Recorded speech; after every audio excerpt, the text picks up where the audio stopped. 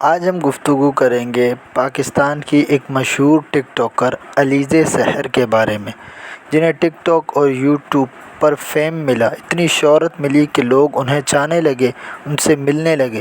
لیکن ابھی کچھ دنوں میں علیزہ سحر کی ایک ایسی ویڈیو وائرل ہوئی جسے دیکھ کر سر شرم سے جھک گیا۔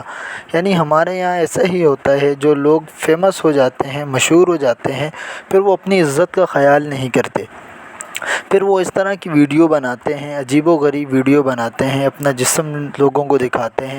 لازمی بات ہے، ٹیکنالوجی کا زمانہ ہے، آپ اگر کسی کو اپنا کچھ جسم دکھاتے ہیں یا کوئی ایسی ویڈیو بناتے ہیں تو وہ ویڈیو کہیں نہ کہیں سے کسی کے ہاتھ لگ ہی جاتی ہے، اور وہ پھر بے غیرتوں کی طرح سوشل میڈیا پر وائرل کر دیتے ہیں۔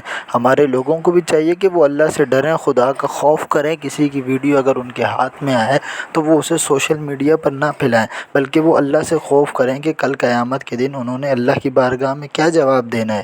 کسی کو نہیں چاہیے کہ وہ کسی کی ویڈیو کو آگے پھیلائے۔ اگر کسی کے ہاتھ کسی کے بارے میں کوئی ثبوت یا کوئی ایسی ویڈیو لگ جاتی ہے جو اس کی عزت کا معاملہ ہوتا ہے، تو ہمیں چاہیے کہ ہم اس ویڈیو کو ڈیلیٹ کر دیں تاکہ لوگوں تک وہ ویڈیو نہ جائے۔ پہلے تو یہ غلطی علیزہ سحر نے کی، اس نے اپنی برہنہ ویڈیو اپنے جس کو بھی دکھائی، وہ ویڈیو وائرل ہو گئی۔ اب رونے دھونے افسوس سے یا کچھ کرنے سے کیا ملے گا؟